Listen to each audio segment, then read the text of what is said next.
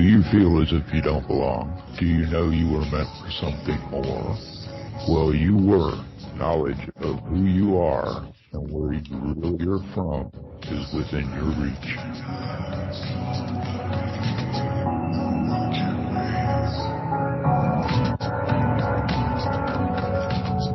Join Janet Kara Lessin and Dr. Sasha Lessin as they search for the answers as they open up the Stargate to the cosmos.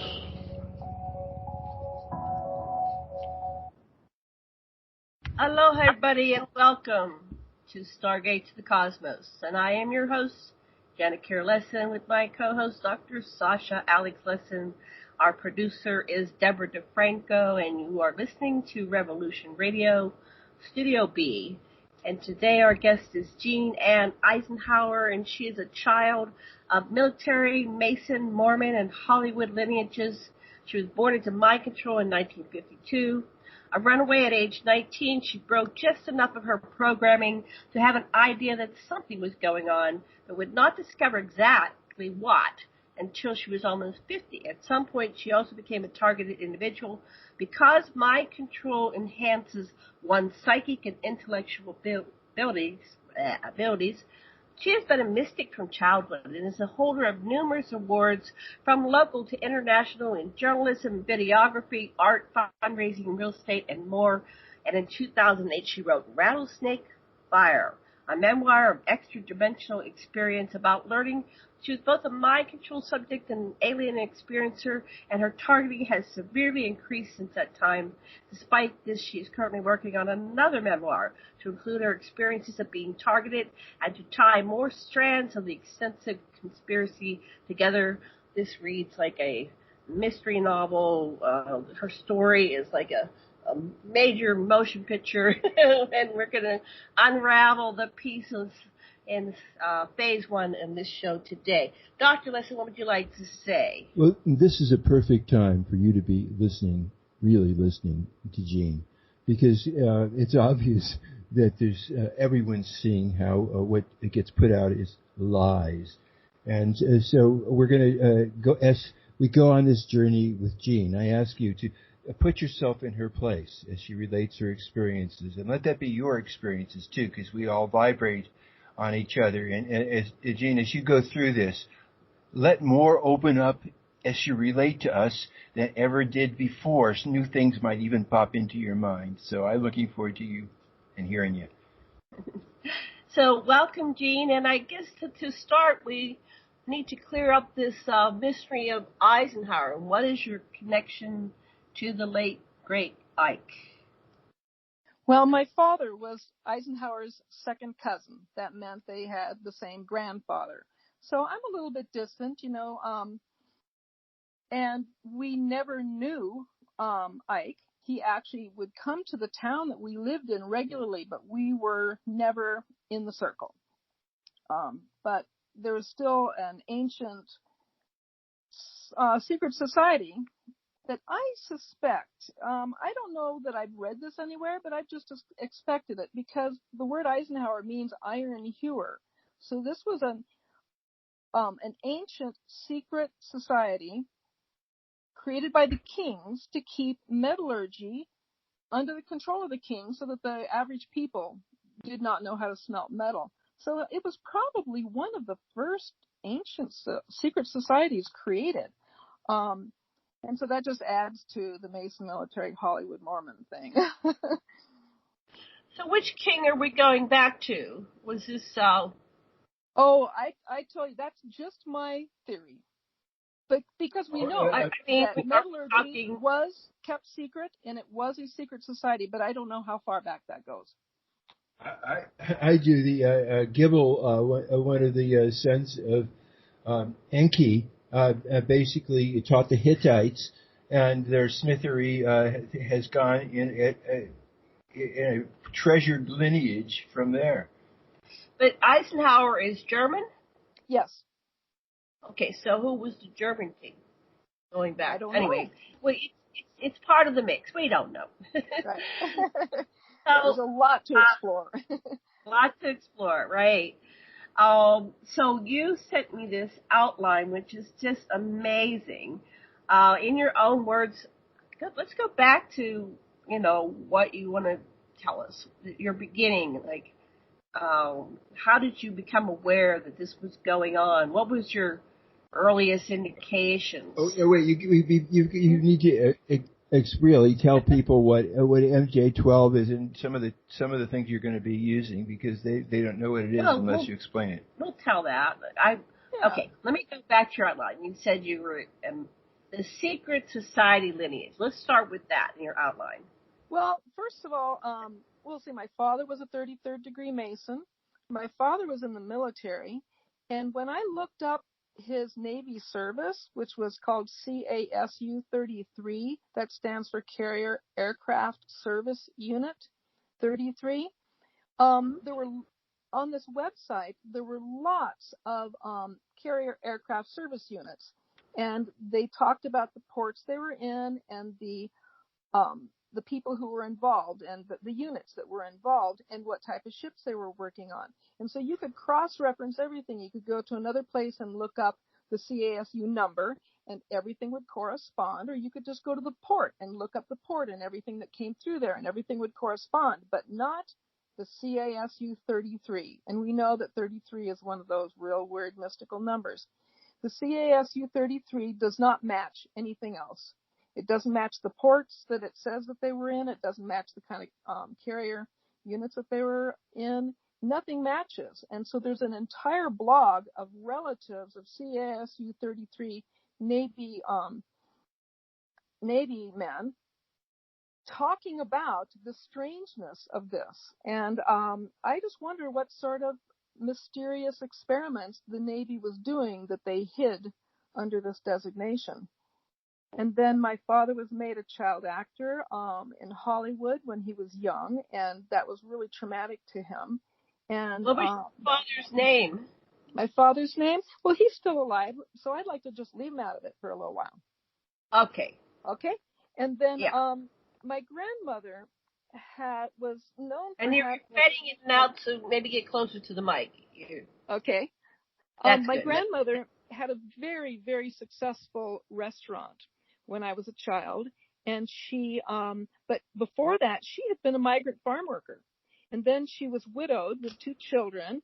And she went to town and was suddenly, and she rented a little ice cream kiosk on the sidewalk during the Great Depression. And suddenly some men came up to her. Here's the story, that she baked such wonderful bread. They offered to make her the manager of a huge restaurant with conference rooms and a takeout bakery and indoor and outdoor seating. And she became extremely successful. And I was there when I was 7 years old. And I found out because my mom explained to me that every single day during lunchtime, she sat down and watched the door so that when this man, who I think was her handler, came by and just stood in the doorway, she dropped everything, stopped in the middle of the sentence, and walked straight to him, and nobody else went with her, and they went for a walk every single day at noon. And she never talked about what the meeting was even about. My mom was really impressed that for some reason her mother wouldn't tell her what they talked about. So I think that he was her controller, and we know that there were mind control subjects way back in the 40s, like Candy Jones. And I'm wondering if my maternal grandmother was one of the early ones. There's some other mysterious aspects of her life, but I'll just say it seems that this has been in our family for a while. So where was this happening? What part of the world? Van Nuys, California. Okay, that was in California. Okay. This is in the valley. San Fernando. And the whole rest of my grandmother's life, every time she needed to go to a doctor, she would, even when she moved to Phoenix, she would fly back to California because she would never see any doctor except her California doctor. That's a little suspicious. That's interesting. Yeah. Okay. So this is in California, and go ahead. I forgot my question, but go ahead. Okay. Continue your story. Okay. So I was going to move on to the odd stuff about my birth date. I happened to be born right on a full moon. And after actually not just within the 24 hours around the full moon. I was born within 8 minutes of the full moon, which is 2/1000ths of a degree of perfection. And those 8 minutes actually happen to be the same amount of time it takes the light to move from the sun to the earth.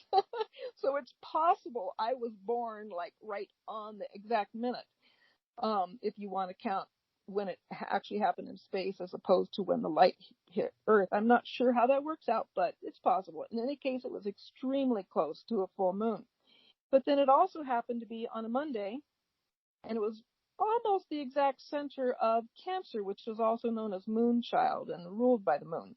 So I've got 3 moons, and one of them that exactly precise full moon.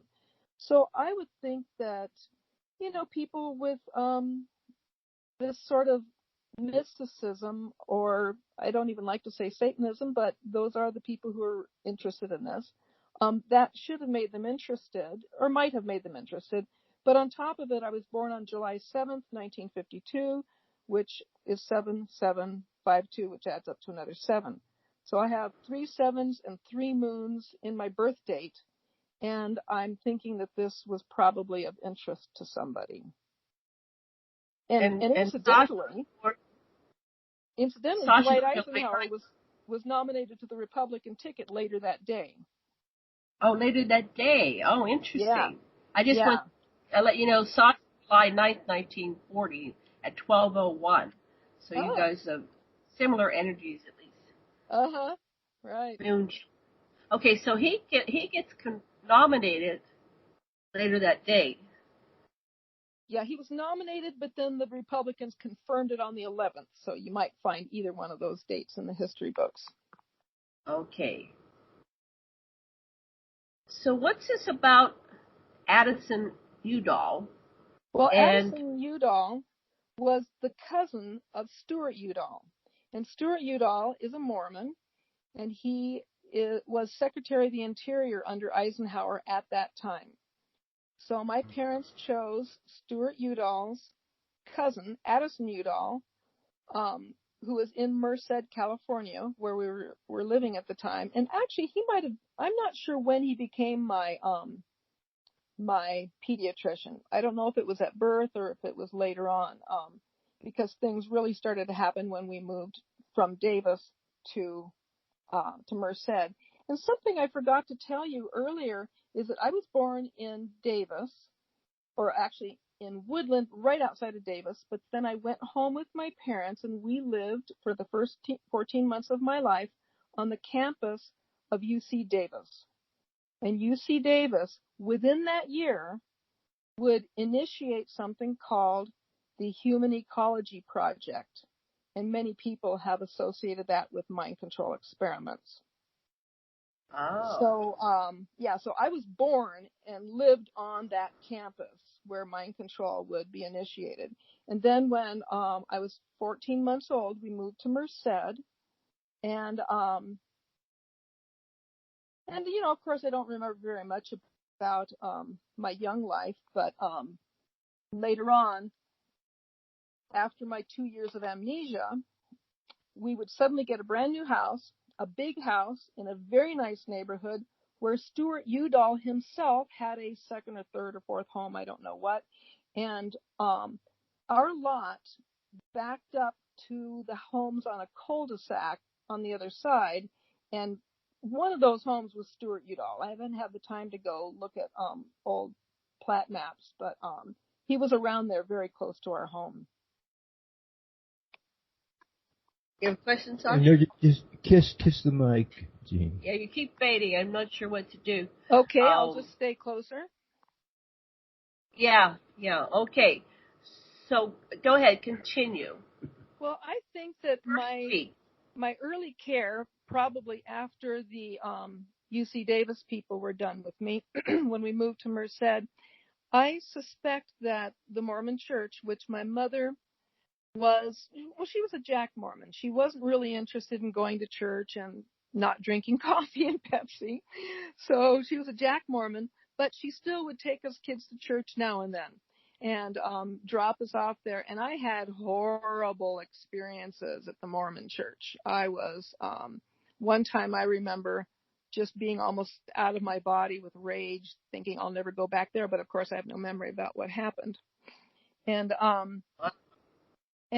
also there's another very strange memory that I have. I was young, so young I believe it was my first week of life because I didn't have the memory of being able to roll over. I remember being on my back, having my diaper removed, feeling something inside me, and then feeling like I was in incredible pain, and I left my body and I looked down on the room. And what I saw seemed to be a ritual setting. There were my body was on a pedestal and everything was white. So it kind of has this ritual feeling to it. It wasn't stainless steel like a doctor's place. It was a ritual white pedestal that my body was on. And there were I thought they were men standing nearby. And my mother had slid down against the wall and had her hand over her mouth and her eyes bugged out. And so I believe that something was done to me sexually my first week of life, which is what they do when they mind control people, because sexual trauma is so basic and fundamental to our entire nervous system. I'm sure that somewhere along the line they realize that that's the point of trauma that gives them the most power over the person. So do you think they were getting adrenochrome or anything like that? That they were getting some energy off of the fear, not just that they were marking you, but were they getting adrenochrome or some kind of electrical charge out of inflicting this upon you? I don't know about that at this point, but I do have sensations today where I think they have done that to me. And I just wanted to insert here, this is very relevant. When I was a teenager and dating, and I finally, I was pretty young when I finally had sex, I was so happy I had my hymen. And I didn't know why I was happy I had my hymen. I know it's very personal, but, how did I know that something could have happened to me, right, in the first place? Right. I might not have my hymen. So this is very important. So they're fracturing, they're already starting the process of creating altars. Are you aware of having altars right now in your life? Yes, I am, but my altars are not really crazy like the ones in movies. My altars, well, let's just make sure everybody understands who's listening that the foundation and you're breaking up again. Thank you for reminding me. The foundation of mind control is to create fractures in the person's personality so that they can then take these pieces and program them. And so, they would typically do some sort of torture. And then I did have a flashback of this one time. Like I had a flashback of having been electroshocked and everything was white. And then a man leans his face into me and he says 3 very simple and succinct statements. And I believe that, and I don't remember what they were, but I just had the feeling that they were, this is your name, this is what you do, and I don't know what else. And then the men kind of back up or the man who had been in my face like that, he backs up and somebody else reaches in and puts something on either side of my head. And that was the end of the flashback. So that's probably pretty much how they at least laid the very fundamentals. So they create a bunch of these fundamentals. So a person has a name and sort of like a passcode, and then they have an action that they do. And the action might be something like stand by for orders from this person, and then later on they can build on that. And so they are constantly throughout your life adding more so that just like a computer program gets developed, they can develop a person in the same way. Do you know how they call you? Do you know how they waken you? What's your buzzword? Nope, not at all. Oh my gosh, you don't know what it is. No, but I have known when I was, when it happened to me. Like I remember one time a man came to my house and I knew he was a Fed and I was just going to send him away. And instead, he tells me that he wants to work on my computer for me. and fix it. And I've been avoiding him and wanting nothing to do with him, and I won't even open an email from him, right? And now I'm not going to let him on my computer, but I did. I let him in. He ruined my computer, and I kind of like came out of a trance as soon as I shut the door behind him and knew what had happened. So I think this has been going on all my life, and I have never had the knowledge of how they do that. But it can be done a lot of ways. It can be like a passcode. It can also be an electronic signal that might be inaudible to other people. There's and hand signals are another. Wow. But I don't know my codes. And You so don't know it. I still feel pretty vulnerable. Does it ever come to you from your electronics, like from your screen or other places other than a person? If it does, I don't know that. But there have been times where I have gone to bed at night with the camper all locked up. I'm a nomad, so I live in a camper. And I've had, I've put booby traps up, and then I can tell that they've been in here. But I've always wondered how they got past certain of my tricks that I had set up for them. And I think now that they might just give me a code while they're still outside, and then I just open the door for them. I don't know. Right. But it's certainly possible. Your phone's got a your phone's got a transponder on it. Everybody's does. Oh yeah. Yeah. Wherever your phone is, they know. And yeah, they know where you are. Impossible to get away from them. Yeah. Wow.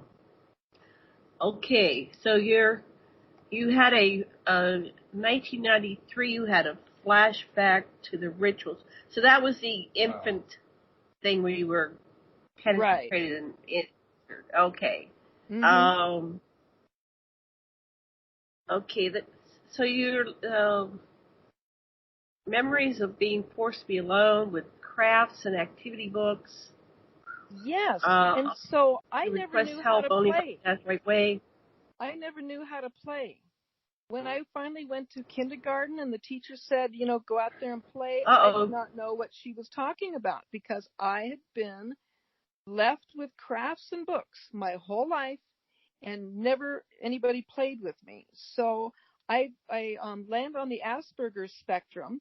I've been working to catch up socially my entire life. Female Aspies have a lot better chance than men Aspies do, but so I did it. I can approximate acting normal, but I'm still really stressed out because socializing, my brain just didn't have the fundamentals laid down in my brain. So I'm kind of like socially inept in some ways, but a genius in other ways. So that's what they did for me in my young age. Part of what they're doing is they're trying to create this genius. Yes. And there's a genetic connection between Asperger's and genius. Yes. And the genius allows you to memorize or it goes in the long directions can go into your memory, and the delivery people that go from country to country and they deliver these long messages, and they're triggered sexually, and then they download. So it allows you to hold huge amounts of information like your computer, and then download it to the receiver. But you usually have to perform some kind of ritual besides just knowing what the word is Well, I don't know if it's always that some of them is a sexual activator, but it could be just a word activator, or the activators for the information could be more than just sexual activation. Am I correct? Right. Yes, and you were describing what's called a courier, somebody who can hold a whole lot of information and then deliver it. And there was one time just earlier this year where I suddenly had this really strong impulse to drive like hundreds of miles out of my way. And the next day I was like, this makes no sense. And I drove all the way back. And afterwards I wondered, was I triggered to drive to that other state to deliver a message to somebody? Was I being used as a courier? I have no idea. But there's other things that they're also used for, like sexual slaves are often used as spies. They're used as blackmail. blackmailers, and just also as perks for perverts. And then Right. there's also the super soldiers and assassins. And I actually think, well, I believe that I was trained as both a sexual slave and a spy. And I believe I might have been, it seems like I was also skilled in martial arts and probably also in assassination, which really freaks me out. Like, I've been this nonviolent activist my whole life. But here's the story, and I didn't put it in the outline I gave you. I forgot it. I was living in Colorado Springs, which is kind of weird. About 6 people I think my high school has a lot of mind control subjects in it. We're all from Paradise Valley. And 6 of us from the same graduating class are all in Colorado Springs, where there's all those military bases. And so I had just gotten there. I had fallen in love with my old high school crush after 25 years. And we were living there. And one night, someone's trying to break in our window, or trying to break in our door. And we run out there, and I immediately go into some mode that is not familiar to me at all. I just took the biggest knife, told my boyfriend to call the police, and I was ready. And there was a little voice in my head that says, oh, I'm so happy. It's been so long. I haven't had the chance to do this. And this guy is totally giving me permission to kill him. I'm so excited. And I'm bouncing on my feet, and I'm testing the heft and balance of the knife in my hand. I'm listening to the guy throwing himself against the door, and I'm anticipating when he crashes through all the different angles that he might come flying in, and I'm preparing myself to go under his rib cage and up to his heart, as if this is something I've done before and I know exactly what I'm doing. And part of me is still there going, oh my goodness, I can't believe this. And I have a friend from high school who I believe is also another mind control subject, and he was a black belt karate champion. And he said, and when I described it fully to him, he says, it totally sounds like you were trained in assassination. So all that is very, very scary to me. But what happened next? I don't know what to do about it except to share it. What? Wait, you broke up. Say that again? Yeah, I said I don't know what to do about it except tell everybody. I did consider killing myself for about 18 months. But I don't want to do that. And so I'm just praying. Okay, say that sentence again because you broke up. Okay. I don't know what to do about this fact. Yeah, say it again. Talk about it. And I did consider killing myself, not because I'm so unhappy I don't want to live. It's just, no, I don't want anyone to be able to control me. And I don't know any way not to have them do that. So I considered it, thought about it for 18 months, and I finally decided that I'm here, and I seem to have spiritual support that seems to be moving me toward healing. So I'm praying for more healing, and just trying to remember more and more and try to make more and more sense of it, because maybe something I learn will be part of my healing. Did you ever agree to all this? Not that I know of. Yeah, we don't always know that. What I've uncovered is, so you're like an assassin and whatever else, and I may the ETs can download information and then I can translate and deliver it. Oh, so I work with ETs. Yeah, and that reminds me of one other alternative. It might not be that I actually was ever trained in assassination. It could be that they immediately downloaded a program for all this. Is that possible? Everything, if you're coming up with it, that's a possibility. That's for sure. I'm just trying to generate theories and not get stuck on any one. It sounds like a past life that you've lived. Yeah.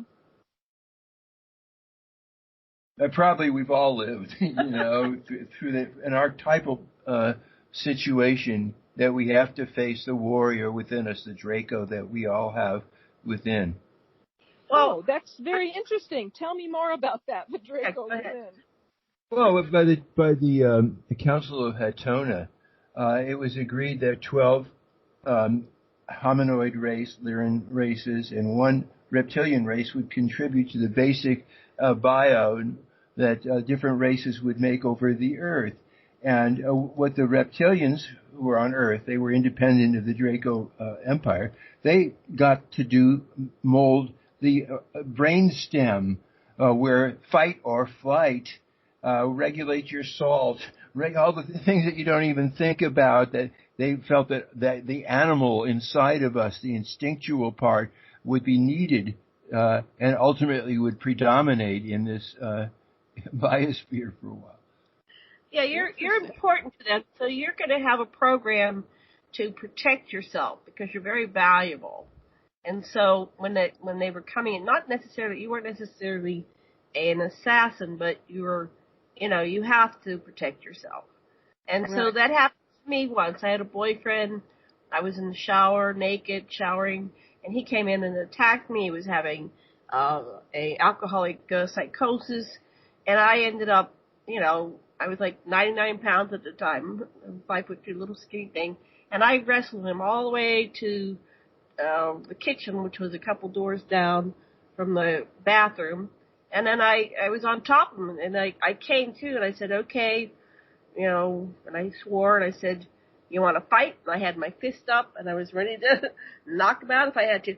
Now, I don't remember any training, but that just kicked in, but it was something like that. It was like, I was totally prepared, and he was a big guy. He was trained in martial arts, and I took him down. So, yeah. I don't know how I did that. To balance this out, I was also aware from a very young age of having spiritual family that was helping me and taking care of me on another realm. And occasionally, portals would just suddenly appear, in the other dimensions while I was lying in bed starting to sleep. And I would always be so happy when the portals appeared. And I would sometimes try to pray and beg the portal to happen. I would try to imagine a portal and nothing would work. The portal came when it came. And I would go through it. I would remember nothing, but I would come back feeling really happy and grateful that I had family that loved me on the other side. And then one day when I was young. So what's the portal like? Can you just slow down on the portal? Just what sensations, what do you hear, see, feel? What's that like?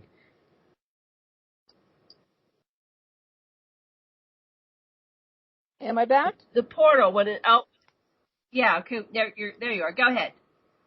I accidentally what happens when the portal did opens? something here. Can you hear me? Yes, can you hear me? Yeah, we wanted to know. Yes, can you hear us? Barely. I'm trying to fix something. Okay. Somehow that my speaker turned off. Oh, maybe I just actually turned it down.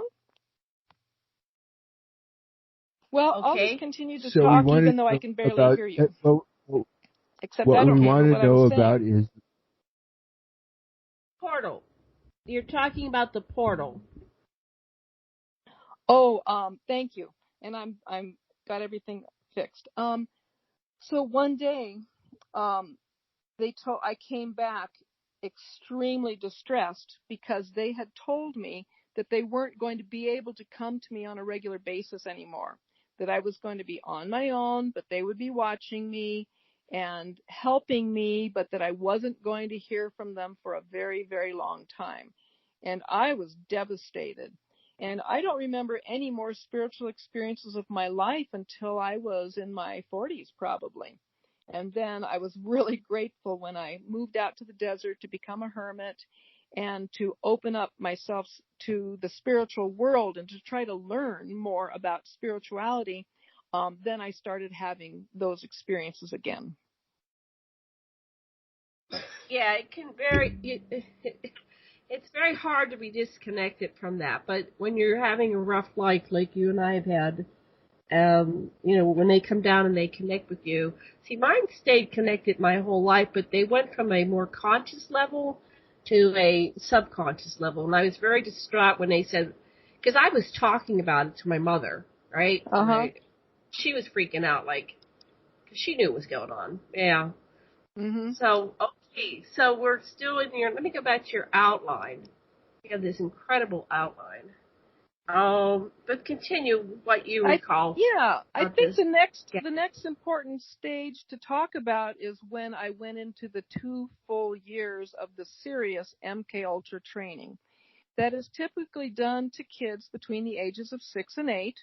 And my birthday was in the summer, so it was exactly first and second grade.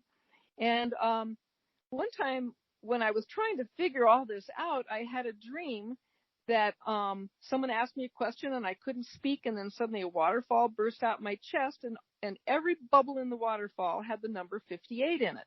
And I was like, what does 58 stand for besides the year? And I couldn't think of anything besides the year.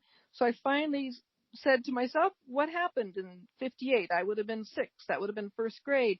And in that moment, I realized I have memories from preschool all the way back to age 14 months. And from preschool and kindergarten, and then I'm totally blank for first and second grade, and then third grade comes back fully. So there's these 2 years of amnesia with a couple strange memories. The very first one is taking a train trip with my mother to Albuquerque. Now, the strange thing is not just that we left my father and 3 kids alone at home just to go see my mother's aunt. That makes no sense, especially because we left my dad home with a 6-month-old and a 2.5 and a 3.5-year-old to go to Albuquerque. So I have no memory of my aunt. I have no memory of anything except one time I had a flashback of being very young, like 6 years old, in a pretty little party dress, in a military hangar being processed in at somebody's desk. So that's about all I remember of that. I do remember waking up at home and being very, very excited that I was home. And then when I was 7, I remember I was 7 because my aunt was telling everybody when I was making change at the cash register at my aunt and grandmother's restaurant. And everyone's so impressed that I was 7 years old and I could make change. But the crazy thing is, my family had left me there. My mother and grandmother were both single women running a restaurant. They didn't have time to babysit me. And why would my parents with 3 other kids leave just me at their house in L.A.? I don't know, but I think that they were, and that's when I saw my grandmother and her handler, at the restaurant. So, then I finally one day just woke up at home and I was thrilled, and I ran to my mom and I said, I'm awake. I've been asleep for a long time. And she told me I wasn't and acted completely uninterested and just kept telling me that I'd just been asleep for one night. And I knew she was lying. I always knew when she lied to me, and she lied to me a lot. Wow. So those are my 2 go ahead. years. You have a question, Sash? Okay, let me go. I'm going back to this. So you said, wait. You there's a memory of a male visitor telling my father, marry a Mormon woman and you get the children too. Yeah, kind of creepy, huh? That's creepy. So what did that mean? You said I knew, meaning sexually. You were being offered. That's it. You're an offering. That was what it was. You were offering from your. Yep. That's the deal. Yep. So your mother was the Mormon woman, and so this man was telling. The man was telling my father that he had a right to sexually abuse me. That was the Mormon Church's coaching to my father. Wow. And then you have a flashback, 1990. You've got to stop that soon. She's getting too old. She's getting old enough to remember. Oh, who said that? I don't want to talk about it. Okay, that's fine. That's fine. Gotta protect certain people. Yeah. Huh? I just want to protect certain people who are still alive, because they were victims too. They were victims when they were children. So I just don't want to hurt them. what I want to do is to have you be able to help some women save their kids. Yeah. That's what I would like. Yeah. Yeah. So this is still going on in your family and through the generations. Well, I don't Correct? know how much it's going on. I just can't talk about it without violating other people's privacy. Okay, that's fine. Okay, where do you want to go next? We're going to track you. We carry with you as you lead us. So where do you want to go next? So, we had a very strange experience that resulted in the family having to leave our beautiful home in Merced and move to Paradise Valley. And we started a new school. And I remember asking my, that's neither here nor there, but we never talked about why we had to move, or that it was anything more than a choice. So let's see. I had a lot of strange experiences, like when the Mormon missionaries showed up at the house and I came home from school and found my mom talking to them. I was flippant. I practically froze and I couldn't even move my feet. I was so scared to see Mormons. You know, I was under the naive impression that we'd left them in California. And anyway, I was very scared. And I had lots of altered experiences happen in those afternoons when my mother was gone, and then at nighttime too. And for some reason, well, we had kind of a small, we only had a 3-bedroom house, and we had 4 kids. So like they often do, the oldest child lives in the den at the other end of the house, far away from everybody else. So I was terrified at the other end of the house. And I had nighttime experiences of ghosts and shadow beings and being immobilized. And once I even looked out my window and I saw a UFO out my bedroom window. So all kinds of stuff was going on when I was just, like in 4th grade. And then, so I was slow that down. I want to look at those things because this is part of your outline. That's like what happened to Janet, too. Yeah, because same thing. So, okay, I want to go to the baton lessons. And you were able to catch baton thrown as high as you could throw it, and you were entered into the Merced County Fair. Yeah. You were trained in swords. That's that's a sword skill. Or they were training me to perform on stage. Maybe both and all those things. And I was terrified of the stage, and I continue to this day to be terrified of the stage. And I didn't mention that when I was really young, so when I tried to perform my baton thing, just being on stage, I just stood there frozen while my music went. And I couldn't remember anything. And then when I finally did remember, then I caught up and I finished my routine, but I was always scared on stage. And I had nightmares that were of a sexual nature happening on stage when I was very young. So, all that's really weird. Kids are not supposed to be having nightmares of, about being on stage and being sexual. But I was at a young age. Wow. Yeah. Yeah, and I think that's why I was terrified at the baton contest. I just was like, stage, I'm terrified, and, couldn't move. This is so common. Elizabeth Anglin told us the same story about the kids that are performing and doing all kinds of things while being watched, like on stage. Yeah. Yeah. So these ghosts, were they ETs or ghosts? I always get confused because I've had to sort that out. Well, one time I thought they were ghosts, and then later on when I heard the story about the white ETs, I thought that could have been, but at this point it's too long ago, and I'm not sure that I can say anything for certain. But later on, the ghost that I was terrified of when I was 9 or 10, that was just a plain old, well, it's actually a ghost that I didn't see anything. I heard.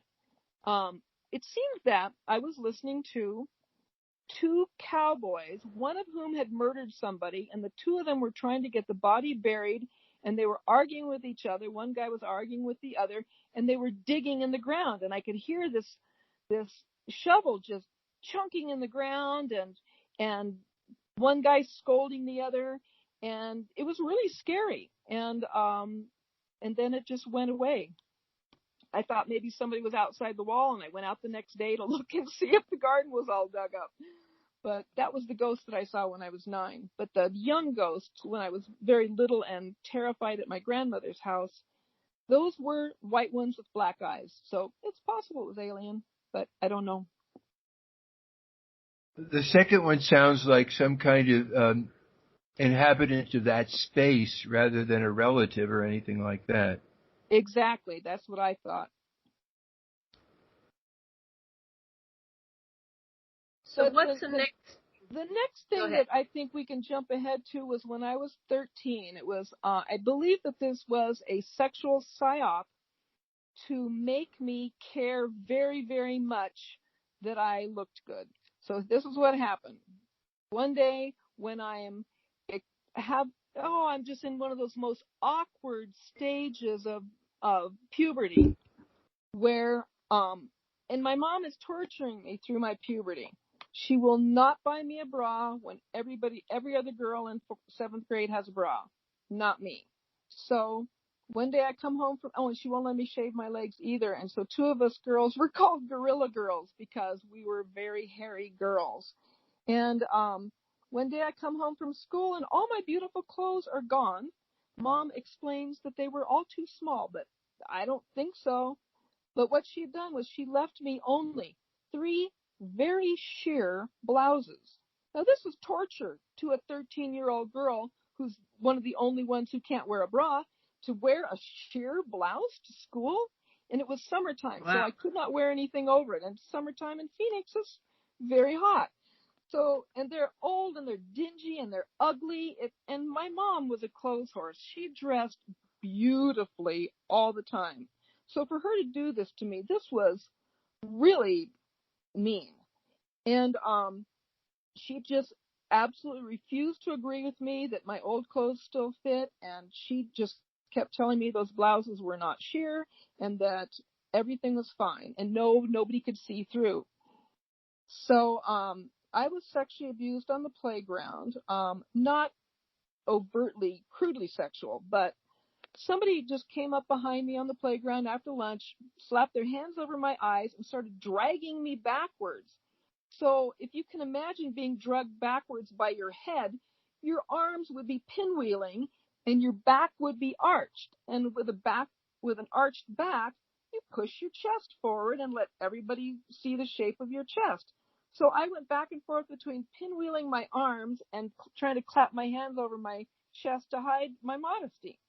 And it just made everybody laugh. And they just drugged me around in a big circle for a long time and finally dropped me. And when I could finally see again, there was like at least 30 kids. And the laughing finally died down. Everybody felt ashamed of themselves and they turned away and walked away. And of course, I was a pariah after that. But for all that misery, suddenly my mom just decides to take me to the teen department. She buys me not only a bra, but she buys me beautiful clothes from the teen department, go-go boots. She lets me shave my legs. She plucks my eyebrows because I had a unibrow, and puts makeup on me and sends me to a party. And all of a sudden, every popular kid in the school is nice to me. But I had to suffer terribly, and then I suddenly was, seriously rewarded. And I think that was probably planned out by some stupid CIA psychologist as a way to make sure that I would always want to dress and groom myself to fulfill their intentions for me to be a sexual slave, is my guess. Have you ever been able to cross-examine the CIA guys that have been pushing you around? I have no idea how I would do that. Yeah, how would you say, what are you doing this for? Who are you working for? Why me? What's going on? I want to know. Talk to me. Yeah. I know what he's talking about. When I would have my abduction experiences, I would come back with the awareness that I had been fighting all night. have been telling them off. Have you any kind of recall like that, or even some kind of awareness that they'll listen to you? They'll listen. I think that I had my fighting spirit beat out of me when I was a child. So that my only response when I wake up in the morning and I know that stuff has been done to me, I don't ask questions. I just sit around really gloomy and depressed, and that's about all I do. I demand information. You're using me, and I want something too. I want to know blah, blah, blah. Try it. I guess I figured that I just kind of know why, and I don't need to ask them. Oh, why then? Because they're trying to create armies of soldiers and sexual spies. To what end? They're all just experiments on the way to getting there. Okay, so then what are they doing with these armies of soldiers and spies? And sexual slaves? I don't know. But I can guess, but I think Tell all me of what us you can guess. What do you guess? What do you guess? They're blackmail. Like, I believe almost everybody in Congress is probably blackmailed. That's the only thing that would explain why they act the way they do. Yes, and I think you're right on. Sexual slaves did that, and then they also want to control not just our Congress, but they want to control corporations. They want to control everything. And so they've got a whole lot of beings to serve them and to blackmail and to give perks. You know, it could be that Jeffrey Epstein was, delivering a lot of perks to people. And I think that's just going on all over the place. And I also wonder sometimes because, I don't think, is it too early to give a really crazy conspiracy theory? No, this is the perfect time. Yeah, perfect time. Okay. When I think about how they're destroying the planet, and I've been an environmental activist for a long time, and when I finally heard about fracking, that they were actually putting poisons in the prime water aquifers of the planet, I thought they must not plan to stay on Earth if they're poisoning the water. So if they're not going to stay on Earth, are they going to leave behind this resource that I believe they spent 12,000 years doing genetic engineering and social engineering to get us to where we are? They want us to have as many babies as possible, even though we keep saying we want to reduce the population. I'm wondering if we are created for the purpose of selling on an intergalactic market. Yes, that's exactly what some people in the know, Daniel Cooper for one, have said, that we were already sold. But we have forces that are preventing those who think they want to collect the slaves that they bought from taking us. But that's exactly just as you said it, that we have been sold. That's what Cooper says too. Right, and he said that we already have colonies outside the solar system and all these people, because it doesn't make sense. They're destroying the planet. So, if you're living in the planet, you would destroy it. But they've sold it. So they're, and they sold it to someone that's going to come in and they're terraforming, and they have different requirements for their environment and everything. And they really don't want the Earth. They don't love the Earth. They just want to use the minerals and, kind of mine her completely to death. So there's nothing left of the Earth.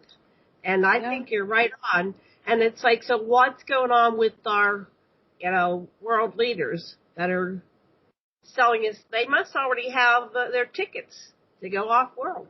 I sort of think they might. Yeah. But I don't know enough to develop that theory any further than that. So I just... There were some interviews, Corey Good and so forth, where they said Kissinger and those guys were trying to negotiate a safe way off, and the people that were guarding the entrance to this part of the galaxy said, "No, you're not getting away from here. We're not letting anyone in and out. You've got to face up to what you've done on Earth." Well, there's all these stories, but anyway, that's one of the stories. I think they always have something on everybody. So if you want to get into the millionaire and billionaire club, you have to play ball. Yeah. And that's what they do at Bohemian Grove. So everybody's got something on them, from the celebrities to the, to all the billionaires, all the presidents. So we're not in the game. We're not even considered. We're down there in the pod level, and everybody else is up in this master level. So I don't know how many have tickets off planet and what's going on here, but they don't care about us. In fact, we're just disposable units. So that's what Michael Jackson said. Yep. Yeah, Michael Jackson told us they don't care about us. Right. We're going to come to break in 1 minute here. So when we come back, let's just give a little cliffhanger. What are we going to cover in the next segment? Well, the next story I thought I would tell would be the 4 different roles. I was in community theater and high school theater, and I kept being cast in roles that I did not want, and they were all sexual. I was asked to play strippers and prostitutes and sexual spy even, which was so strange. And it was such a head trip on me that I ended up dropping out of school and running away and being a hitchhiker across the country. Hey, that sounds like a good plan. Wow. We'll be back in a 4 minutes. Trained to be sexy. Okay, yep. Cool. Back in 4.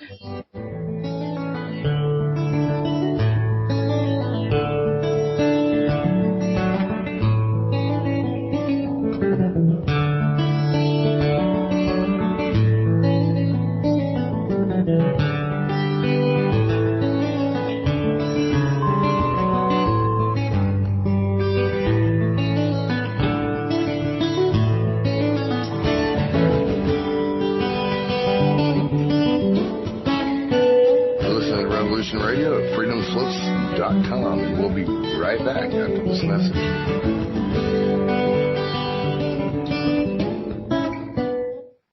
Many years from now, would you be willing to trade all the days from this day to that for one chance, just one chance, to come back here and tell our enemies that they may take our lives, but they'll never take our freedom?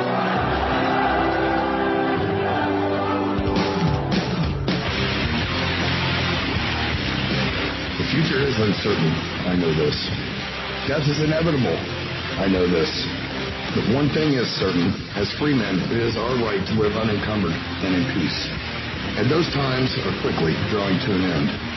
And in these times, peace is certainly an illusion. And as the chains grow tighter, our ability to slip those chains increase incrementally with every passing moment. Inaction is no longer an option. It's time to raise our voices like a cacophony of thunder and lightning and tell the masters no more. And this is Nighthawk, and I say, for myself, no more. Revolution Radio, freedomslips.com, because the freedom is slipping away.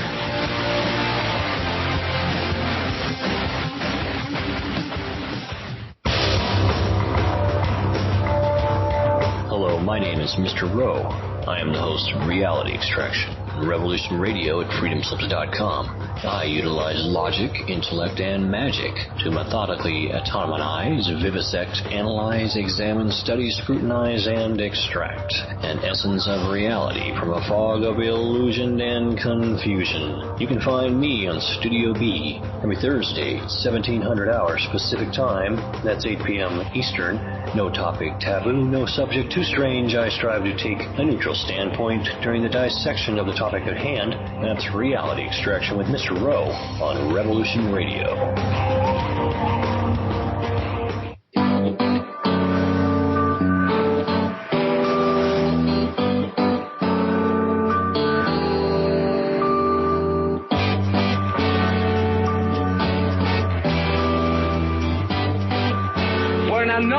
Syndicalist commune.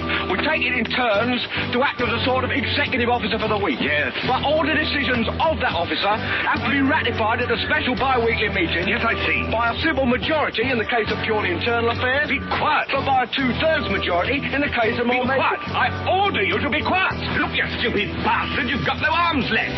Yes, I have. Look! It is a flesh wound. I don't believe I've seen such a display of courage, skill, nerve, grace, and stupidity. I'll do you for that. You what? Come here. What are you going to do, bleed on me? I'm invincible! You're a loony. The Black Knight always triumphs! Roundtable Live, Monday to Friday, 1 a.m. till 4 a.m. Eastern Time. Bring your mind, bring your ideas, bring your voice. King Arthur had nothing on us here at Revolution Radio, freedomslips.com.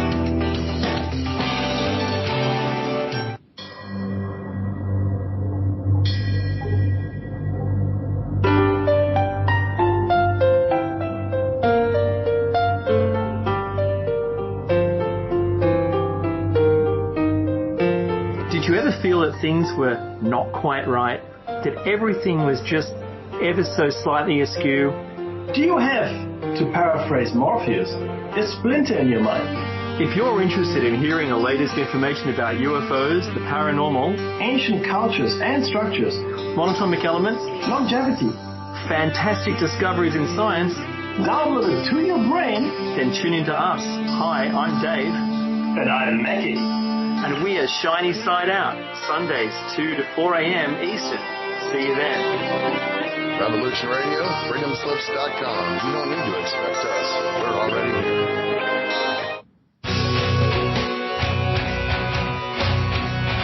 All right. Thanks for listening while we take that short break here at Revolution Radio, freedomslips.com. And now we're going to get back to your host.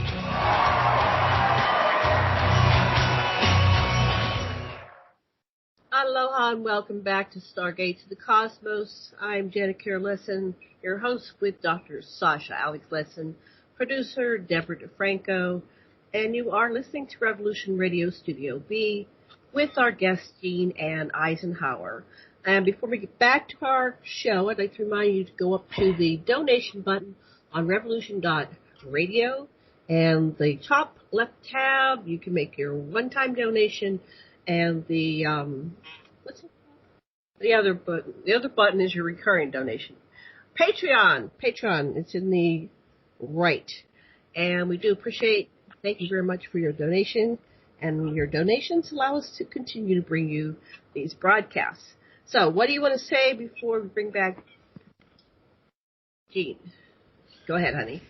Yeah, it's really interesting in sort of what we call transcendental existentialism. We take the experiences we have, including those in dreams or the archetypes that seem to be leading us, and say, just take it for its own reality. So if you've had sexual dreams and it keeps coming to you, for example, you'd say, if this is a world and this is an experience I'm having, and you just let it unfold for you, and you'll find more and more and more.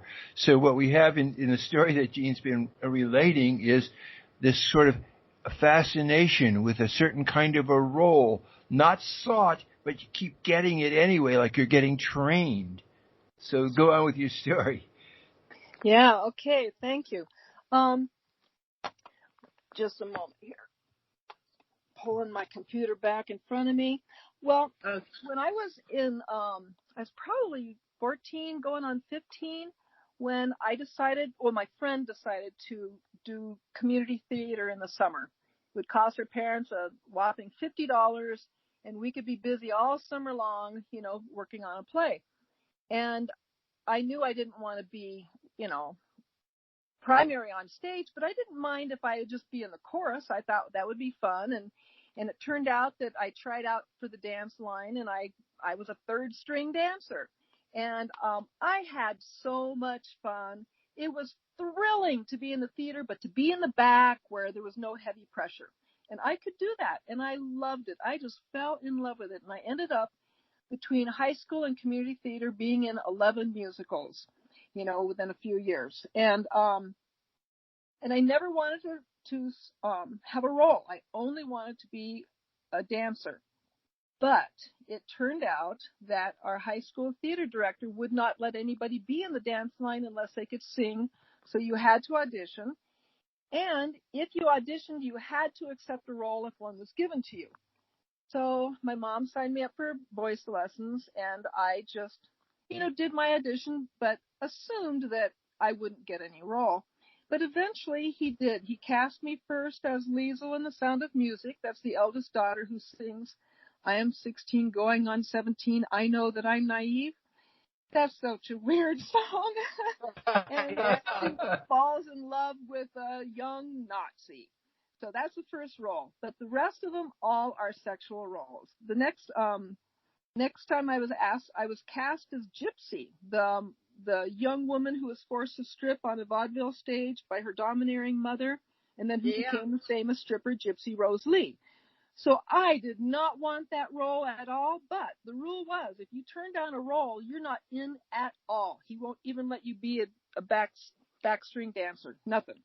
So I was ready to not do theater that year, but all my friends convinced me to do it, and I had been trained to be obedient my whole life. I really didn't do a lot of thinking. I mean, I did my own thinking, but then I always just bowed to what other people told me to do. So I did that also. Then I went to college, and this was one of the most horrible events of my entire life. And that was joining. I'm not going to say the name of this organization because they scare me. But they are the most powerful women's fraternity. They call themselves a women's fraternity, ironically. They're the most powerful in the entire United States, which probably means in the world. And for some reason, they rushed me really hard. I was wanting to be a hippie.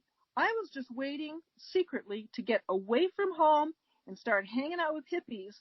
So when this woman calls up and she wants me to go to Rush and starts telling me all about the Greek life and sororities and fraternities, it's just like crazy to me. But I was trained to be polite, so I was never mean to her.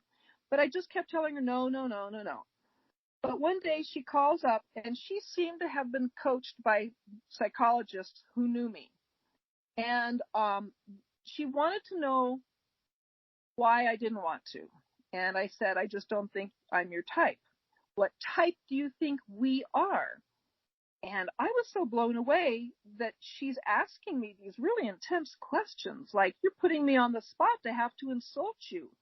And again, I was trained to be obedient. If I'm asked a question, I have to answer. And I have to answer completely and truthfully. I was drilled in this all the time at home.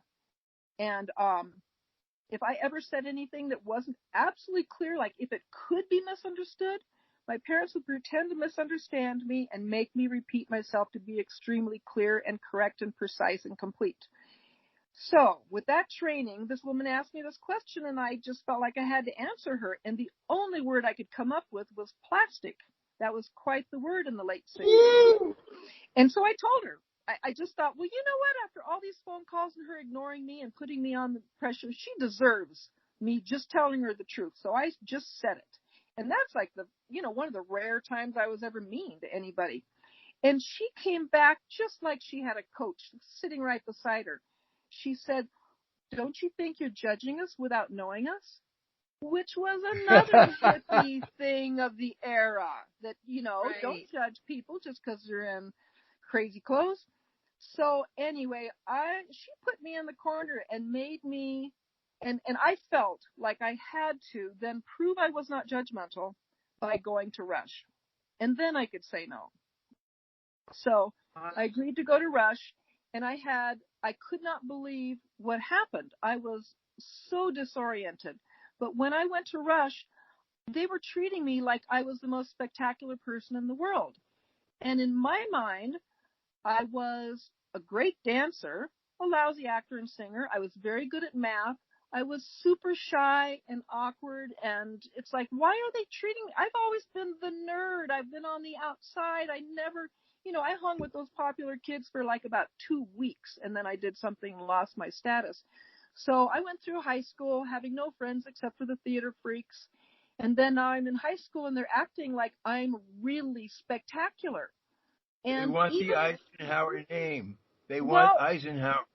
Well, the sorts of questions that they asked me, like if I was meeting somebody brand new and they said they'd been in the theater, I would ask, what did you do? But they would say, sure. Did you play any leads? And I would think, why in the world would you ask me if I played leads?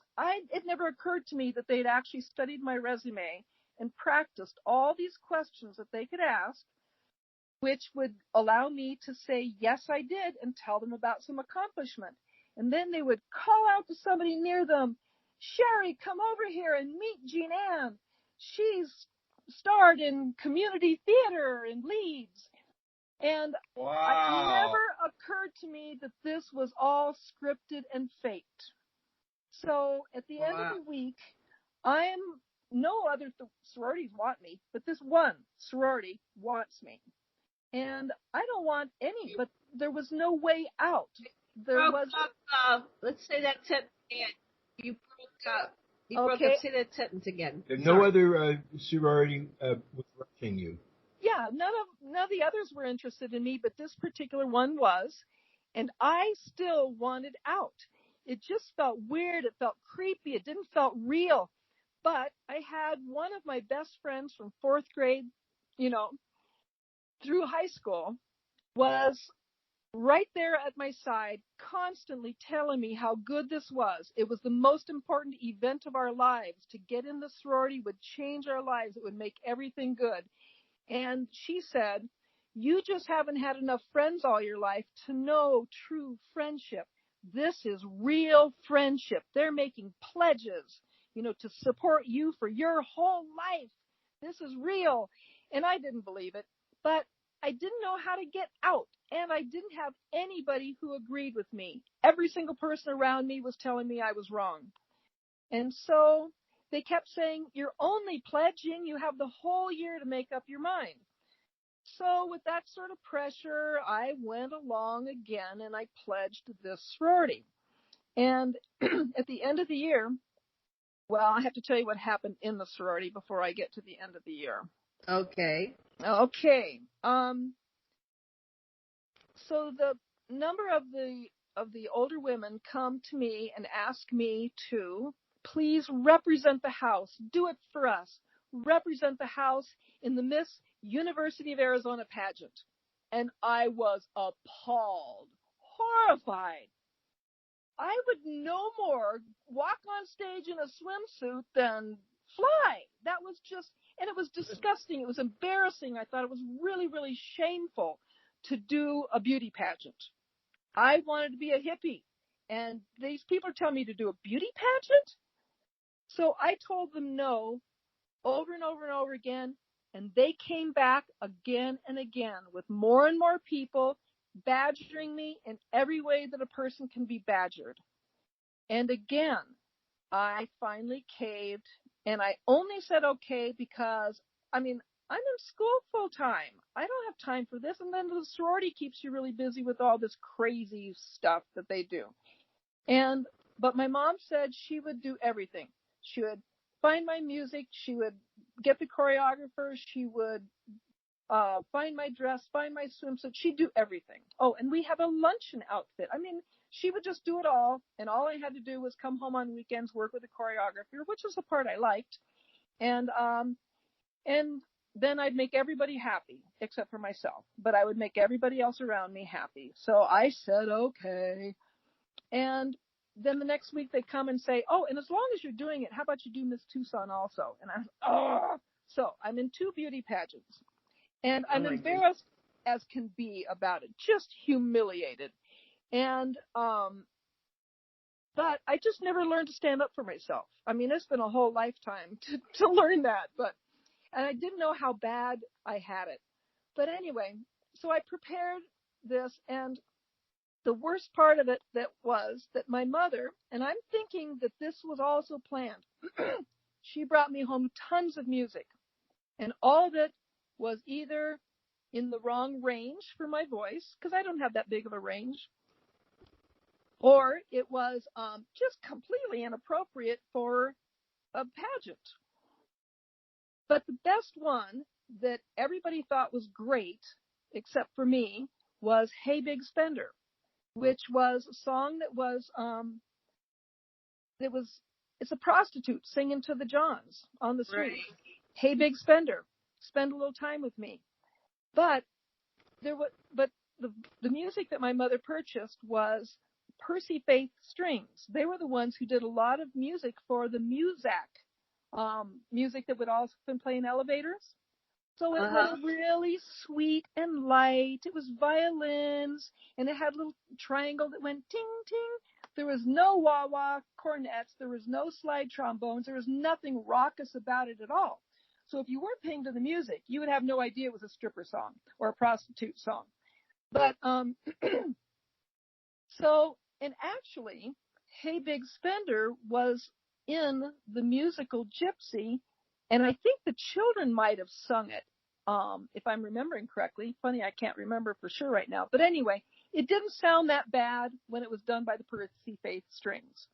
So I just kind of like made it kind of light and cheerful, and I didn't make it real sexy or anything, but it was just kind of did it light and cheerful. But still, my mother sewed me a kind of a very short black dress, which I wore with the requisite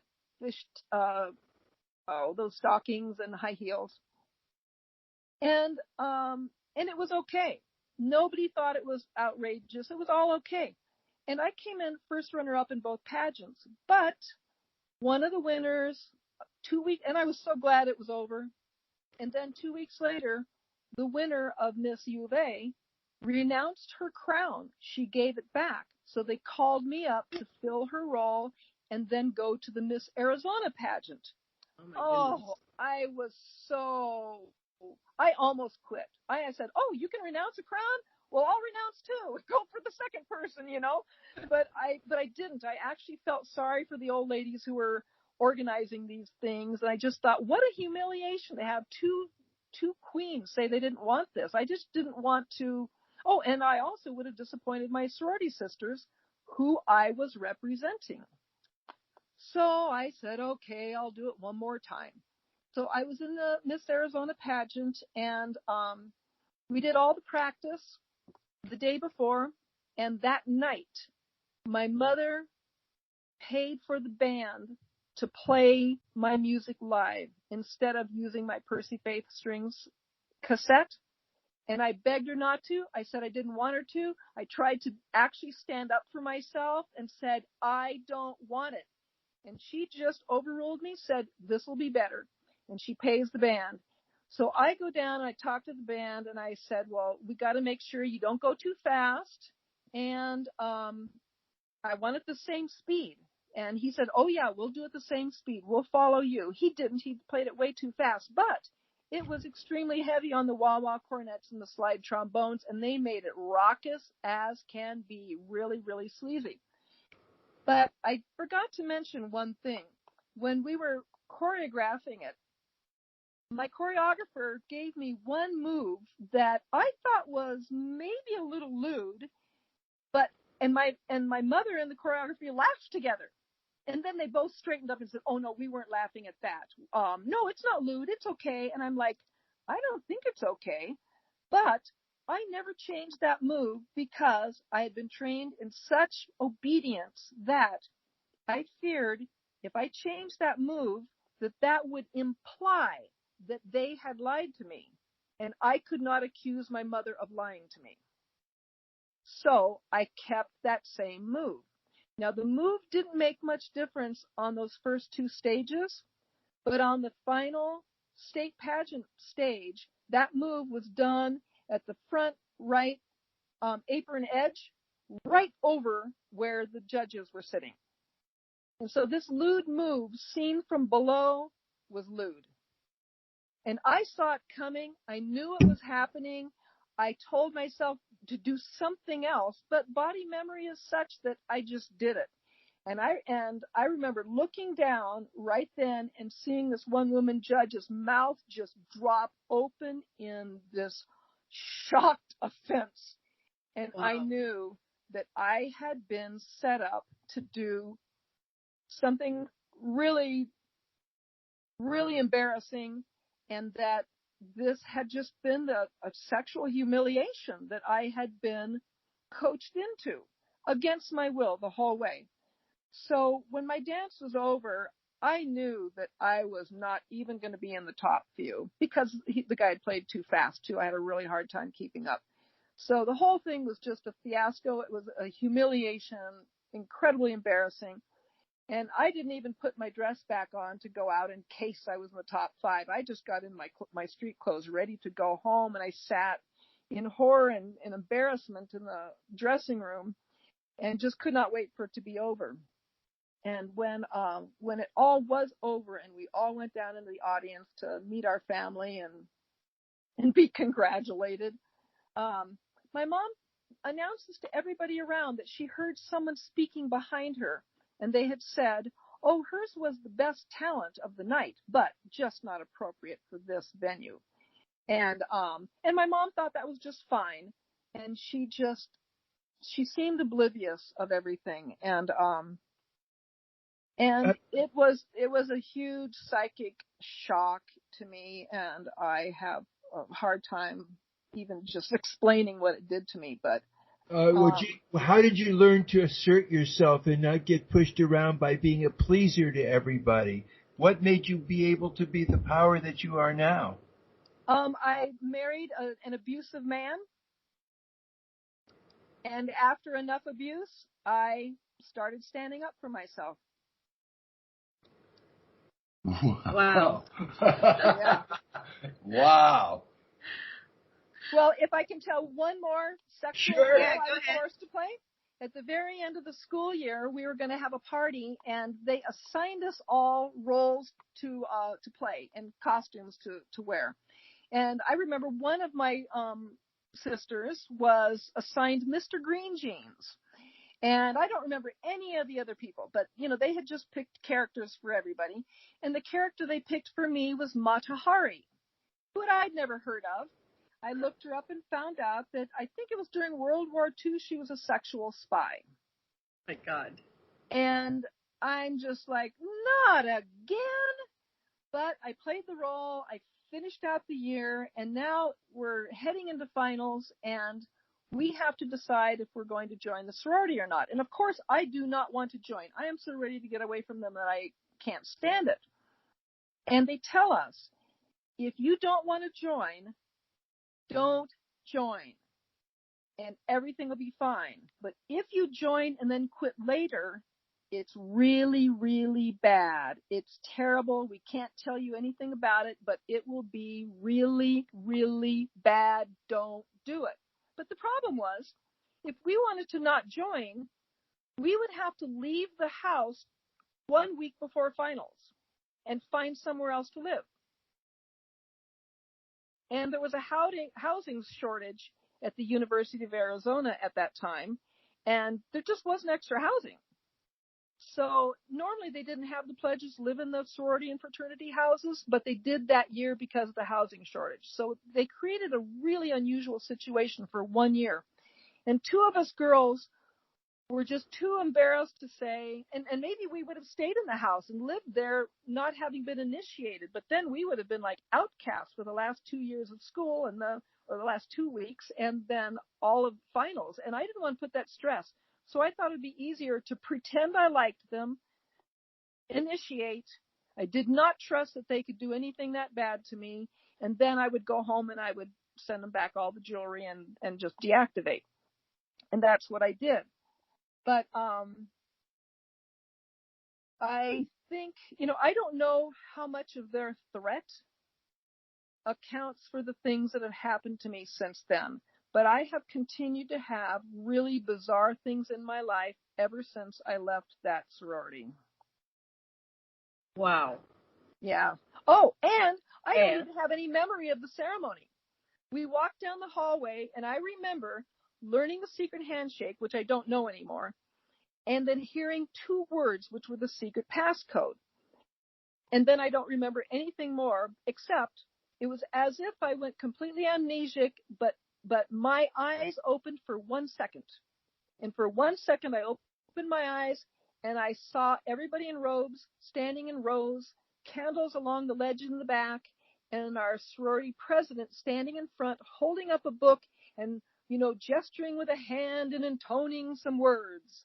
And I closed my eyes after just 1 second, and I don't remember anything more. So whatever went on in this initiation ceremony, I don't know what it is. And I've kind of joked that I don't know which of my altars made that pledge.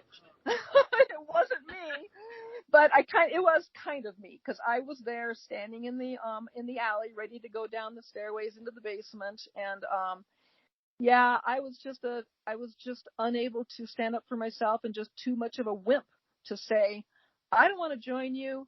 Where am I going to go for the next 2 weeks? I just didn't know how to say that, and I didn't. And so I unfortunately joined a secret society, made vows I have no memory of, and was even warned that I would be punished very severely. It would be really, really bad, and I did it anyway. Wow. But you escaped. I did escape, sort of, yeah. And I'm really glad I'm not in a sorority. I want to give Debra, I just realized the time, I want to give Debra a chance to ask her questions or feedback. I don't have any questions yet. Okay, no feedback? No, nothing? No, I'm still absorbing this story. It's amazing, yeah.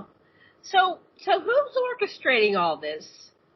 I assume there are some mind control handlers out there, and I don't even know what their structure is. I know that there's some hierarchy, and I don't know what the ones at the top are called. I think that the ones that are most immediate to me, they're called handlers, and I'm just assuming there's some manager up there who is either a psychiatrist or psychologist, or he's consulting with one, and they've got their programs and their plans for what they were expecting to do with these 1952 models, and they're being like any manager, adjusting as times change, and just trying to stay on some course of building in my programming, I guess.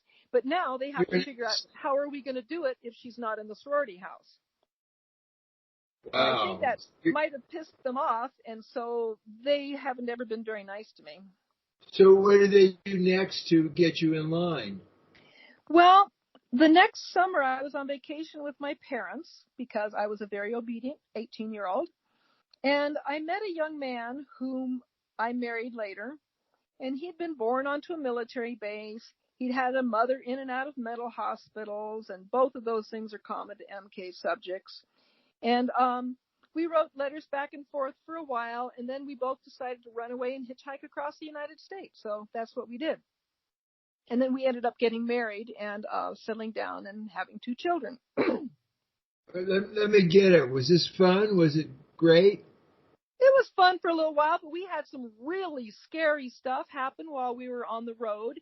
And one of those makes me suspicious that they knew where we were, and they were sending people after us to terrify us. What happened? One time we got picked up by, this is so scary. We got picked up by this man, and we had been standing in the dark where you couldn't even see us. And so he saw us late, and he had to back up a long ways to pick us up. And I think he might have been looking for us. And so he drove us not where we wanted to go, but he said it would still be closer than where we were. And he took us to his town of Dayton, Ohio. And by the time he let us out, we were both scared of him. He had done some weird things. He'd had his hands in my husband's lap, and, we were ready to get out and run. But I was really concerned because our backpacks were in the trunk, and I'm ready to leave and abandon my backpack. Everything I own, anything, just to get away. But I didn't know that they'd started inventing cars back in 1971 that actually had a trunk that could open without the key. So thankfully, we both got our backpacks, and we hauled as fast as we could. He said he was just running in to get his paycheck at work. And so we ran to this hotel that was nearby, and suddenly, and the man was very unusual. He had a really round head, so I thought he looked like Charlie Brown, like a 40, 50-year-old Charlie Brown. And then we're standing in line in the hotel, and this young man comes in, really tall, and he has the longest face I'd ever seen and a really sad look. And I think he looked like he was maybe 17 or something. And he looked like he had a horse face. It was very, unusual, and I felt sorry for him. And he was begging us to come with him. He just told us every single reason why we should go with him, meet up with that guy, they'd give us a free place to stay, and we wouldn't have to pay for a hotel room. We'd save some money, and it's a really good. And he was begging us, and he looked like if he didn't come back with us, that he'd be beaten. He was like that desperate. Of course, we said no. We went in the hotel, and as far as I remember, nothing happened.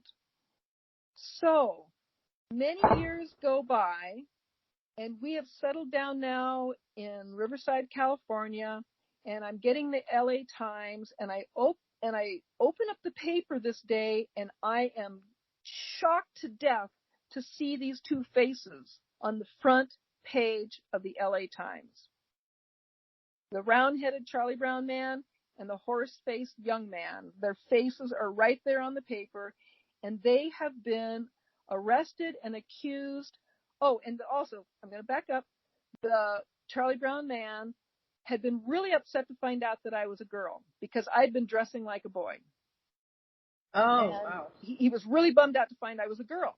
So what it says in this headline is that these guys have murdered a whole bunch of young boys between ages of 8 and 18, and they're finding all these bodies buried in Georgia, which is where he picked us up. He drove us from Georgia all the way to Ohio, and the thing ended with, and if anybody knows anything about these guys, you're encouraged to call the FBI. So I'm like, let's call the FBI. I got a lot of information. I can tell you where he worked, and I can tell the whole story.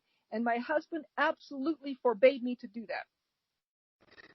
So I did nothing, and I even threw away the paper. And I've been online since then, and I cannot find that.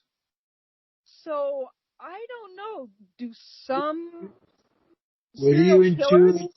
What do you intuit your husband was, where was he coming from in not interfering with you?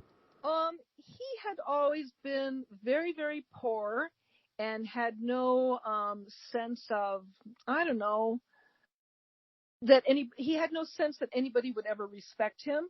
And so he just wanted to be normal and average so bad that was his main goal, being normal and average. And for me to call the FBI and maybe bring some interest into our family, he just didn't want that. He just didn't want it.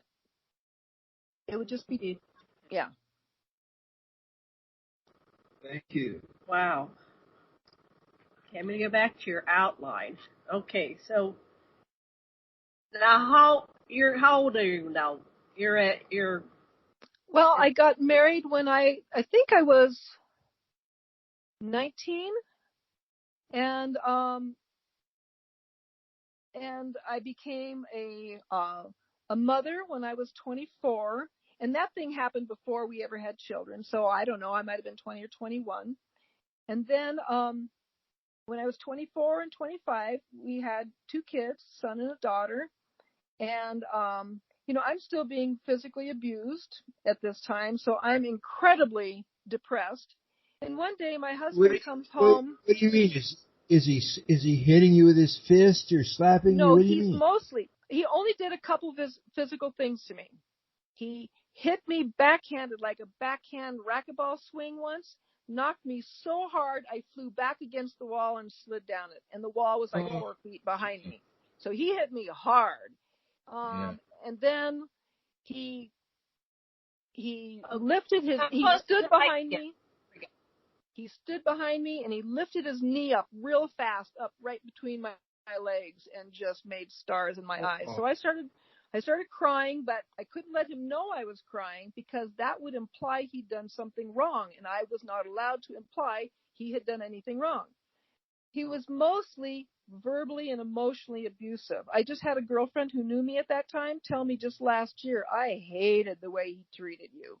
But to me, it was just what you put up with in a marriage. I didn't know any better. I just always put up with it, and I always practiced submission and being polite and nice, and just give him no reason to think I'd done anything wrong. So I wouldn't even cry because that would imply he'd done something wrong. So I understand that. Yeah, it's hard. You have to be totally abused and trained into absolute obedience to act the way I did. But I had been trained into absolute obedience. I never knew anybody as obedient as me. You know, I always ate everything put in front of me. I did everything according to what I was told. So one day he comes home and he tells me he's been called into the ministry. And next thing I know, I'm a minister's wife. Oh my God. Yeah. I was so depressed. It was really pathetic. So what religion was he? Well, the only reason we fell into this particular denomination is simply that they had created a hippie version of their church in downtown Phoenix. Oh. And lots of people had told us about it. And we had been involved in a couple churches. That was later on. Well, anyway, we were looking for alternative types of churches that welcomed hippies and would actually talk about things like nuclear power and ethical investing and, all those good, hippie interests. And so they happened to have a hippie church, but it was of the Southern Baptists. I didn't care about Southern Baptist doctrine. All I knew was that these hippies went there. And before we were there, they were even allowing people to attend church without wearing shoes. It was like, I like that sort of freedom. So even though that heyday was sort of over, it was still as close as we thought we could get. And so he became a Southern Baptist minister because of that. And then later on, we moved into a really, mainstream fundamental type of Southern Baptist church. And I was really unhappy, but I just still wasn't standing up for myself. I was just going along and trying to fulfill my role. Wow. But you said somehow in your relationship with him, that's where you learned to be assertive. What happened next? It would happen a few years later. I would have to go through more craziness. So my husband decides he wants to go to seminary. So we moved to Louisville, Kentucky, so that he can go to Southern Baptist Seminary. And he goes out to look for a job, but he comes back and says, I found us a job. And then he ended up going to school all the time and leaving me for this job. We lived at a children's home and were house parents to 6 to 8 teenage girls. And I was on duty 24/6 while I had a 1 and 2-year-old. And then 6 8 teenage girls, all with mental problems. So I hit the wall in exhaustion. My husband finished his first year of seminary, but then he quit and he blamed me for not supporting him. Nevertheless, he did get a college degree and he launched his career in counseling, and I was, supporting him all the way. And so when we divorced, so you were getting paid for taking care of these. You were getting some paid for taking care of these teenagers. Yeah. So I was putting him through seminary by being a house parent, being a mother. Yeah. So we ended up divorcing, but I accepted half of the family debt, and I even took on a whole lot of student loans, not to take classes I wanted to take or needed to take, but just to take anything that would fit in my schedule so that he could get his degree. So I ended up in terrible debt after the divorce, and I didn't ask for any child support or any, or even spousal maintenance or anything. So I just completely screwed myself. And then on top of that, he stole the kids and he moved to California and warned me that if I tried to move to California, he would take the kids and he would move away and I would never know where they were. So he talked me into giving him full custody as an option to stealing the kids and never letting me see them again. If I would just go to school, get 2 years of college, and then when I had a degree and could support myself, he would give me back custody. But that's not a good deal at all. There's nothing legal in writing, and I should not have accepted it, but I was still just way too obedient. So I agreed to this. You were the police. Yeah, so I agreed to it, but 6 months later, it was like I woke up out of a stupor and suddenly realized the horrible thing I'd done. And by then he'd taken the kids to California, and I went to every single lawyer to find out, how do I get my kids back? This is a terrible mistake. I was manipulated, blah, blah, blah. And I was pretty much told that I just needed to wait because you can't sue across state lines. It just never is successful. And that my lawyer thought that he would probably call me in a year or two to take the kids back. He says fathers always just burn out fast. So exactly that happened. Exactly that happened. Smart lawyer. My kids back. But as soon as I got them back, I didn't have custody yet. So I had to wait one whole year. And during that year, I got myself established financially with a job. And I was the president of the PTA. And I was active, in the PTA. And I got really great letters of recommendation from everybody. And in the meantime, it's a long story, but he got bad recommendations, and I got my kids back, and I got full legal custody, not even shared, and I was able to raise my kids for the rest of their lives, though they had 2 traumatic years of being terribly neglected when they were away from me, and so they had a lot of trauma too, but I got it. Oh, and unfortunately, guess what years they were gone? Exactly the same years that they do mind control on kids. So I don't know if him taking them to California, if they were mind controlled when away from me, I don't know. And I shouldn't have even mentioned them. I apologize. Let's just leave that alone. Listen, you have the ability to do remote viewing from their brains, and I can tell from what you said that you intuit that something happened with them, and just be aware you do know at some level more will come to you. Yes. Yeah. But the kids today, they are both happy and successful and wonderful, brilliant, free-thinking individuals, and I'm really, really proud of them both and really happy for the lives that they've created. Wonderful.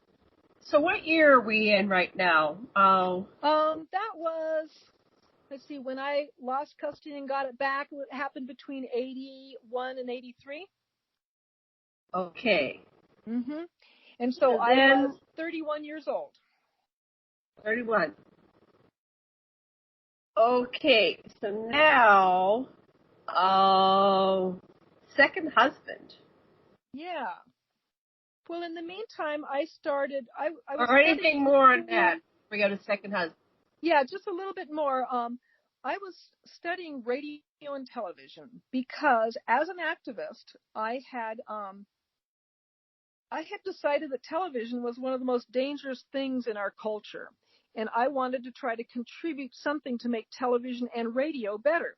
So I was studying radio and TV, hoping to put alternative ideas, bring the counterculture into the mainstream was my very naive wish. And so I was studying radio and television when I met this man, and it was so strange that I could never remember the first time I met him. I just remember the second time going, oh, there you are, just as we were expecting. But I couldn't remember the first time that I generated this idea that I would see him a second time. So every single time I asked him, he would only change the subject and be really irritated with me for asking. So I suspect that we were set up in a mind control event. And sure enough, there's things in his history that sound, that kind of fit into this whole mind control thing. So I believe he was my handler. And he was not quite as abusive, but he was extremely neglectful, and he was very controlling in a super passive-aggressive way. Did you feel compelled to hook up with him, or was it something that felt natural? Well, I had just gotten that book, Shakti Gawain's Creative Visualization, and so I had made a list for everything I was looking for in a man, and he presented, and he fit the bill entirely. He was, peaceful and gentle, and he also liked to dance, and he liked music, and he was a school teacher, and just a nice, steady guy, very sweet and quite handsome. Wow. Yeah. Okay. So I fell for him. They knew what you were reading. Yeah. Can you explain to our listeners what a handler is? What does that mean? They may not be familiar with. Well, we have our managers that are sitting in some office somewhere that's thinking of the big picture and where they intend to go with each of their assets. And then they tell somebody who's close to you what to do. And I don't know if they tell them and they logically do it, or if they mind control them and they subconsciously do it. I don't know. And I think it can be both or either. Mm-hmm. And so a handler it can often be a wife or husband, often the husband. I do think that they, do that hierarchy, but it could also be somebody else. It could be a good friend or a person who comes into your life and acts like a really good friend. Could be a handler. So when this guy, when you got flack, when you questioned, hey, I don't remember the first time we met, or whatever, you still couldn't stay with it and keep at him until you don't intimidate me with your annoyance. Come on, let's get into it. Yeah, you that still wasn't hadn't. In me. Yeah, that was not a way that I was able to act at all. If he didn't want to talk about it, then I just backed off and just thought, that's strange. It just, I think I had a big, huge bag of anomalous things that made no sense. And if I couldn't get an answer easily, then I just put them in the bag and forgot about them. I was always a workaholic, and I was always as busy as I could humanly possibly be. And I just, I didn't have time to stay with certain things. And I also had, little bits of amnesia here and then and dissociation. And so I was used to life being a little bit weird with things that I couldn't quite understand. That was just common in my life. So one little thing like that is just like one more. Wow. So that sounds like you had that way of coping that's been with you from the very beginning when you started protecting your vulnerability. Yep. Wow, that's it. That's the mechanism. Yeah. So you're not a victim of it anymore because you've got a vision of it. That's wonderful. Thank you. I hope that I don't do that anymore, but I think I might sometimes catch myself just taking the easy way out and just walking away from something. The catch the self means that your aware ego, your witness has taken it in and now knows forever. Yes, I hope. So you're in this second marriage. What else comes to mind? We'd have like 9 minutes. I'm just trying to, and then we'll do it sometime down the line here. Well, there are so many things to cover this era of my life. I'm looking at a few strange things he said. There's the way that he got me to convert my new business to doing almost all pro bono work for our favorite nonprofit, so that I would never make a living. And he manipulated me into that. And then we got very involved with Earth First, and we had friends arrested and threatened with prison. We had a colleague who was car bombed by the FBI. That put us all into absolute terror. And then on top of all that, my son was diagnosed with cancer, and I'm having a spiritual breakdown, nervous breakdown, spiritual crisis, and all kinds of crazy bad luck just starts befalling me. And, I've been an award-winning journalist when I met him, and I'd begun a successful media consulting business. And by the end of this divorce, which I accepted a really crappy divorce agreement again, I was barely functional. I was just a complete mess by the time this marriage was over. I could go into some detail if we've got a few more minutes, but we got a few. And how long did the marriage last? The relationship was 9 years, and I think we might have only been married for 3. So we just lived together for 6. But still, 9 years. 9 years I tolerated that. I have a similar pattern, but let's go on. Well, let's see. the Judy Berry story, I think maybe we should save it for another interview because it's kind of a long story. Okay. But once I had a flashback to childhood abuse that was extremely upsetting to me. And when my husband came home from work, I decided to share it with him, thinking he would find it equally compellingly interesting and he would care.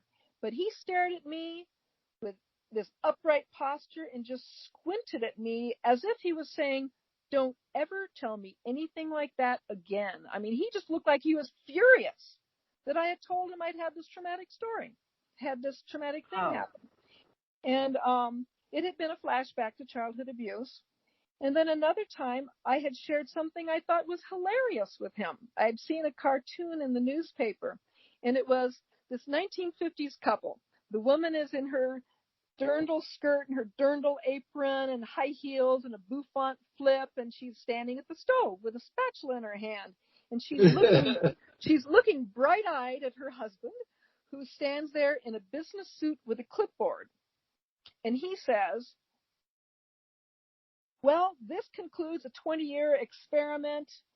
You're free to go." And I thought it was hilarious. I'm laughing, and he's looking so angry, like he can barely tolerate it. And he just says, "What are you saying?" And I was shocked. I was just speechless at his anger. I thought this was a funny cartoon. What's wrong? So what do you think he was thinking? Aware. I think that he might not have been insulting him. What like you were saying? He thought he was referencing him, of course. Yeah, did he think you were saying to him, "We had a 20-year experiment and I'm going to go"? He thought I was talking about him, but I had no idea at the time. I just thought it was a funny cartoon. Wow. He was probably right. Yeah, even though I had sometimes, when I was really angry, accused him of trying to behavior modify me, is what I was accusing him of doing. Because he did practice behavior modification as a learning disabilities school teacher. You got it. I was always telling him, "You're trying to behavior modify me."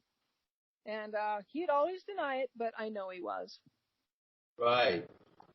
And then the abuse thing, I know you didn't give details, but was it somehow he was abusing you in that same way? No, he was never physically abusing me, but he was just incredibly cold and not present. That's